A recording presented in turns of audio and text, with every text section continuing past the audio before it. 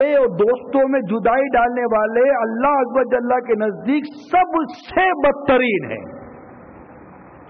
چغل خوری کرنے والے اور دوستوں میں جدائی ڈالنے والے اللہ عز و جل کے نزدیک سب سے بدترین ہیں. اور ایک اور روایت میں ہے کہ جو دو بندوں کے درمیان چغل خوری کرے گا اللہ عز و جل اس کی قبر میں ایک آگ مسلط کر دے گا جو اسے قیامت تک جلاتی رہے گی، اور اس پر ایک اژدہا مسلط فرما دے گا جو اسے جہنم میں داخل ہونے تک اس سے ڈستا رہے گا.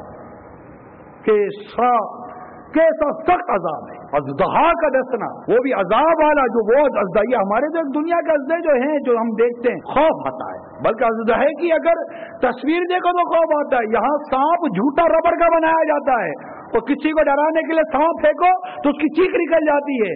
جھوٹے ربڑ کی چپکلی بنائی جاتی ہے، کسی کی طرف چپکلی پھینک دو تو اس کی چیخ نکل جاتی ہے. کروکوڈائل جھوٹے بنائے جاتے ہیں.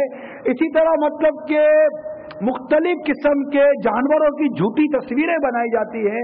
کوئی چوہا جھوٹا بنا لیتا ہے، کوئی کیا جھوٹا بنا لیتا ہے، کوئی بچھو جھوٹا بنا لیتا ہے، اور کسی کی طرح وہ ربڑ کی چیزیں پھینک دو تو وہ ڈر جاتا ہے کہ یہ کیا چیز آ گئی. بلکہ بعض اوقات تو اس کے سامنے رکھو تو ویسے ڈرتا رہتا ہے. بعض واقعی سے ڈرپوک قسم کے لوگ ہوتے ہیں، ارے بھائی جھوٹا ہے، نہیں یار دور کرو، یار دور کرو، اس کو دور کرو یار ہم کو ڈر لگتا ہے، بھائی اس کو دور کرو ہم کو ڈر لگتا ہے. آپ غور کیجئے، میں غور کروں کہ جھوٹے جھوٹے ربڑ کے بنائے ہوئے ان جانوروں سے ہم ڈرتے ہیں. اگر یہی جھوٹا جانور جو ربڑ کا بنا ہوا یہ سچ آ جائے، سچا آ جائے تو ہمارا کیا حال ہو. یہ جہنم کے اژدہے اور یہ قبر میں آنے والے اژدہے اور قبر میں آنے والے سانپ اور قبر میں آنے والے بچھو جو آئیں گے نہیں، مسلط کیے جائیں گے عذاب دینے کے لیے. یہ آئیں گے نہیں. یہاں تو سانپ آیا چلا گیا نا، مارا پیٹا چلا گیا. ارے کون مارے گا، کون پیٹے گا قبر کے اندر سانپ کو؟ کون مارے گا، کون پیٹے گا قبر کے بچھو کو؟ یہاں تو کیڑے مکوڑے آتے بھگا دیتے، قبر کے کیڑے مکوڑوں کو کون بھگائے گا؟ ہاتھ ہلتا نہیں ہے، روح نکل گئی، جسم ہے. اور یہ خواب دیکھنا چھوڑ دو، یہ ایسا فلسفہ چھوڑ دو کہ جسم کو کچھ نہیں ہونا ہے. عذاب روح اور جسم دونوں کو ہے. یہ اہل سنت کا ایک مسلمہ عقیدہ ہے، اسے روح گردانی نہیں کی جا سکتی. جسم اور روح دونوں کا عذاب ہے. آدمی غور کرے کہ یہ اژدہا جو کہا گیا کہ اس کے اوپر اژدہا مسلط کیا جائے گا جو لوگوں میں جدائی ڈالتے، دوستوں میں جدائی ڈالتے، چغل خوری کرتے ہیں.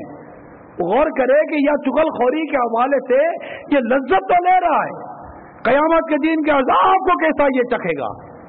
کوئی بھی نہیں چکھ سکتا قیامت کے دن کا عذاب، قبر کا عذاب کون چکھ سکتا ہے؟ ارے چپ مرے یار، نہ بولے یار. کیا ضرورت ہے جدائیاں ڈالنے کی؟ کیا ضرورت ہے چغلی کرنے کی؟ کیا ضرورت ہے ادھر کی ادھر لگائی بجھائی کرنے کی؟ کیا ضرورت ہے اس کی بات اس تک پہنچانے کی؟ ارے پیار کی باتیں پہنچاؤ، محبت کی باتیں پہنچاؤ، اچھی باتیں پہنچاؤ. نہ آپ پر واجب، نہ آپ کو شرعی اجازت، نہ کوئی شرعی مصلحت، کچھ بھی تو نہیں ہے. خالی بھائیوں میں لڑائیاں کروانا، خالی میاں بیوی میں لڑائی کروا دینا، ساس بہو میں لڑائی کروا دینا. تمہاری بہو تمہارے بارے میں یہ کہتی تھی، تمہاری بہو تمہارے بارے میں یہ کہتی تھی. آپ غیبت کی تباہ کاریہ کتاب کے اندر جو ساس بہو سے متعلق، بہو کی ساس سے متعلق گھروں میں بولی جانے والی جو غیبت کی ایسی کئی غیبتوں کی مثالیں جو غیبت کی تباہ کاریہ کتاب میں لکھی گئی ہیں، ان کو اگر غور سے پڑھیں اور ان باتوں کو سامنے رکھے تو کئی باتیں غیبت کے ساتھ ساتھ چغلی کی زد میں آ رہی ہیں. وہ غیبت بھی کر رہا ہے اور چغلی بھی کر رہا ہے. وہ غیبت بھی ہے، غیبت کرنے والا بھی ہے اور چغل خور بھی ہے. دو گناہوں کو پالنے والا ہے، دو گناہوں کا عذاب اس کے استحقاق وہ اپنے اوپر لے رہا ہے. ارے غور تو کریں. وہ اسلام، وہ دین اسلام جو محبت کا درس دیتا ہے، بھائی چارگی کا درس دیتا ہے، وہ یہ بات کیسے گوارا کر سکتا ہے کہ ایک مسلمان، ایک بندہ دوسرے بندے کے بعد جا کر ان دونوں کے درمیان فساد برپا کرے، فتنہ پھیلائے؟ کہ فتنہ پھیلانے والا یہ بچ نہیں سکتا.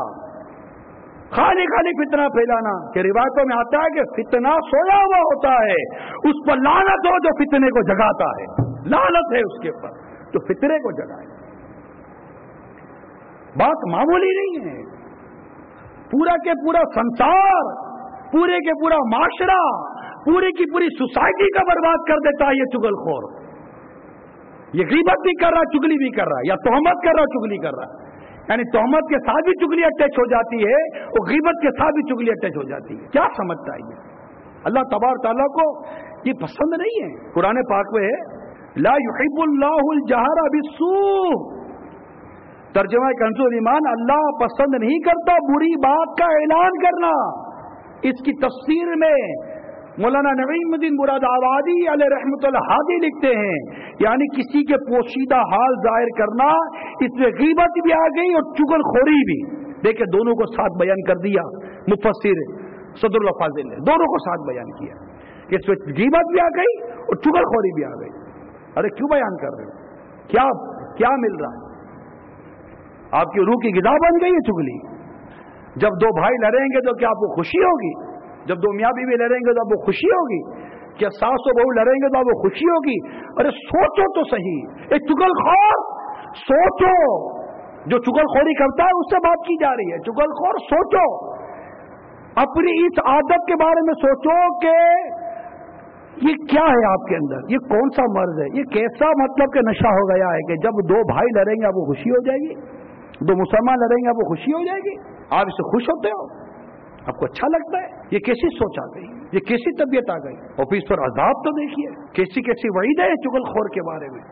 مشہور ولی اللہ حضرت سیدنا حاتم الصم علیہ رحمۃ اللہ اکرم فرماتے ہیں غیبت کرنے والا اور چغل خور دونوں جہنم کے بندر ہوں گے. جھوٹا دوزخ کا کتا اور حاسد جہنم کا سور بنے گا. جگر پھاڑنے والے یہ ارشادات ہیں اور کیسے ڈرانے والے ارشادات ہیں. علامہ عینی رحمۃ اللہ تعالی علیہ نے امام نووی علیہ رحمۃ اللہ علیہ کبھی سے نقل فرمایا کہ کسی کی بات ضرر یعنی نقصان پہنچانے کے ارادے سے دوسروں کو پہنچانا چغلی ہے. حضرت سیدنا محمد بن قرضی رحمۃ اللہ تعالی علیہ سے عرض کی گئی یا سیدی عزت گھٹانے والی کون کون سی عادتیں ہیں؟ فرمایا زیادہ بولنا، راز کھولنا، ہر کسی کی بات جو دوسرے کے خلاف ہو مان لینا، یہ عزت گھٹانے والی باتیں. حضرت سیدنا حسن بصری رحمۃ اللہ تعالی علیہ فرماتے جو شخص تیرے پاس کسی کی چغلی کھاتا ہے وہ تیرے خلاف بھی چغل خوری کرتا ہے. اس کی عادت ہے نا. ہمارے ساتھ جو سب سے بڑا پرابلم ہے وہ یہ ہے اگر کوئی آ کر ہم سے کسی کے بارے میں یہ بات کرتا ہے ہمارا انداز کیا ہے یہ بتا دیجیے. چلو وہ تو ہے غلط کیا اس نے، لیکن اب تو یہ ایک جنرل کوشچن کر رہا ہوں، ایک عام سوال ہے ہفتہ وار اشتباہ ہے تمام شرکاء سے، ایک جنرل سوال ہے. آپ کے پاس ایک آیا اور یہ ساری باتیں آپ کے پیش نظر ہیں، وہ چغل خور ہے. ہم کرتے کیا ہیں؟ کان دھڑ کر سنتے نہیں سنتے. وہ تو اپنی لذت پا ہی رہا ہے، حظ نفس ہے اس کا تو مزہ آ رہا ہے، تو لڑائی چاہ ہی رہا ہے. مگر جس سے آ کر بات کر رہا ہے وہ خود کیا کر رہا ہے؟ یہی نا ہے. یوں بولتا میرے بارے میں، ایسا بولا میں جانتا ہوں میں وہ ہے کیا. ہاں میرے کو پوچھو، ابھی اتنا ساہوکار بنتا ہے، ایسا مطلب ڈیڑھ اشاریہ کرتا رہتا ہے.